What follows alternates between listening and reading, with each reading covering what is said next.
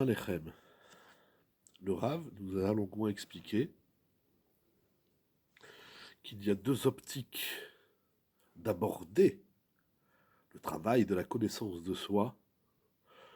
Première optique, c'est en vue de trouver des solutions à des problèmes. Et deuxième optique, c'est en vue de bâtir, de construire une vie équilibrée. Il nous a démontré les avantages et inconvénients de chacune de ces approches. Et on le sent bien, de toutes les façons, il le dit quasi clairement, que aborder le sujet de la connaissance de soi et l'autonomisation de son être est préférable lorsque c'est dans l'optique de bâtir une vie équilibrée. Au vu de cela, nous avons vu dans la dernière vidéo qu'il existe des domaines ou des personnes qui ont des problèmes extrêmement importants et ils ne peuvent pas attendre. Il n'y a pas le temps, la patience, ou bien de trouver un équilibre, ou bien c'est des problèmes qui les empêchent de faire ce travail. Donc il va falloir aller, un temps soit peu, au moins dans une courte période, le temps d'aller mieux et d'enlever les obstacles. Le Rav nous dit, même si l'homme aurait choisi de marcher dans la voie de régler les problèmes, pour quelque raison soit-elle, il doit faire cela de façon valide et équilibrée, et de s'efforcer au plus, au mieux, de prendre les chemins de la Sainte Torah. Ça veut dire, quelle que soit la raison, il y a celui qui se lance dans la connaissance de soi pour régler ses problèmes. Si c'est ça, le Rav dit, fais attention où tu mets les pieds. Fais attention, est-ce que la méthode, d'abord d'après la halakha, etc., mais régler un problème n'est pas un prétexte pour faire des choses contre la Torah. Il y a un problème, on va trouver la solution. Mais c'est pas j'ai un problème, alors je fais des choses et je ne m'assure pas marcher sur les pas de la Torah. Premièrement.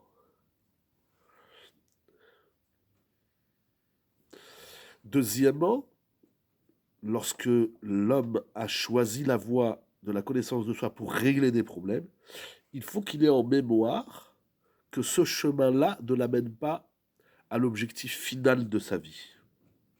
Parce qu'on ne peut pas construire une vie correcte et corrigée et équilibrée selon la voie de régler des problèmes.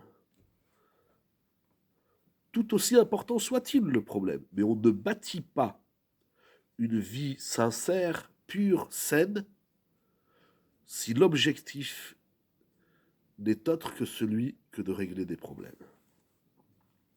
À quoi la chose ressemble? Machal.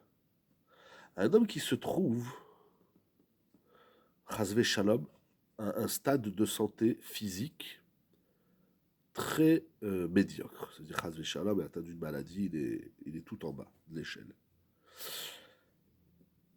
Le problème physique, santé, a des conséquences secondaires sur son corps, sur sa vie, sur sa famille, sur son travail, etc. Bien évidemment que ce malade doit gérer les conséquences qui découlent du problème. Mais s'il passe son temps à régler les conséquences, par exemple, Razesham, sa maladie, ben, lui donne des migraines. Alors, même s'il va régler les migraines, mais c'est pas comme ça qu'il va régler sa maladie. Ou bien ça lui fait mal au dos, mais c'est pas son problème, c'est pas qu'il a mal au dos. Son problème, il a un autre niveau. Mais son mal de dos, sa migraine, tout ça, par exemple, ce sont des exemples, ne sont que les conséquences directes ou indirectes de sa maladie. De toute évidence, si il gère les problèmes engendrés par sa maladie, il guérira jamais sa maladie. Alors il faut s'occuper de tout, de la maladie et des problèmes qu'elle engendre. Mais si on s'occupe que des conséquences, on ne va jamais régler le problème à la base. Et plus que ça, parfois, les remèdes des conséquences gênantes, lorsqu'elles sont abusées, lorsque, sans passer par le traitement fondamental de l'ensemble de la personne, peut même causer une dégradation de sa santé. C'est-à-dire, s'il s'occupe que des problèmes secondaires, eh bien, d'abord, il n'aura jamais réglé les problèmes essentiels, et pire encore, parfois, quand on se concentre trop sur les problèmes secondaires, eh bien, ça dégrade le problème essentiel.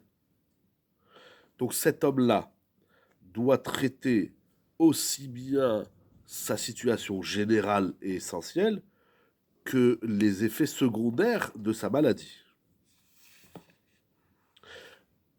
Dans certains cas, il va s'occuper du problème essentiel et ensuite des effets secondaires. Et parfois, on commence par les petites choses, le secondaire, pour ensuite arriver au problème essentiel. Et parfois aussi, dans d'autres cas, il serait même probable qu'ils doivent traiter les deux en même temps. En tout cas, quel que soit l'addition, ou le schéma, le protocole médical, mais c'est clair que à un moment donné, à un moment ou à un autre, il devra s'occuper de l'essence de son problème. Eh bien, il en est pareillement pour le Nefesh. Si l'homme se dirige directement vers l'optique de trouver des solutions à ses problèmes, il doit savoir que c'est une étape, c'est pas une finalité. Régler des problèmes, c'est pas une finalité dans la vie. C'est très important ce que dit ici le Rav. Les gens, toute leur vie, passent leur temps à régler des problèmes. C'est pas une finalité, c'est pas un tahlit, c'est pas un objectif que de régler des problèmes.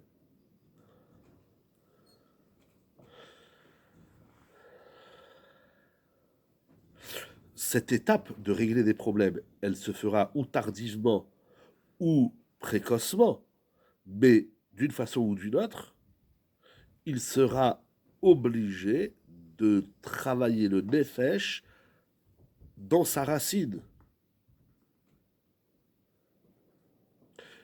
Il ne doit pas oublier de son esprit que l'objectif final, c'est sa vie, c'est la forme de vie, c'est quel sens il veut donner à sa vie. Et le sens qu'on donne à la vie, c'est un sens qui est profond, qui est pinimi, qui est du nefesh. S'il passe son temps à régler ses problèmes, il n'atteindra jamais l'objectif. Donc, ou c'est je règle les problèmes et après j'avance, ou j'avance et après je règle les problèmes, ou je le fais les deux en même temps. Il y a trois formules, il y a chaque problème, il a sa méthode, son traitement, etc. Mais ce qui est clair, c'est qu'il ne faut pas perdre de vue l'objectif final qui est l'homme dans son défèche, la connaissance de soi.